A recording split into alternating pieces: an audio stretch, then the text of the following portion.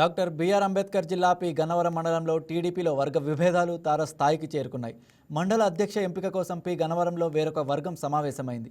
IVRS calls ద్వారా ఎంపిక చేసిన వారి ఆధ్వర్యంలో తాము పనిచేయడానికి సిద్ధంగా లేమని తేల్చి చెప్పారు.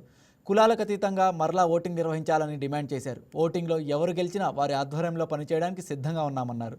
4-5 రోజుల్లో సమాధానం ఇవ్వాలని, లేని పక్షంలో వేరొక చోట పార్టీ కార్యాలయం ప్రారంభించి అక్కడి నుంచే కార్యక్రమాలు ప్రారంభించి తమ నిర్ణయం ప్రకటిస్తామని స్పష్టం చేశారు.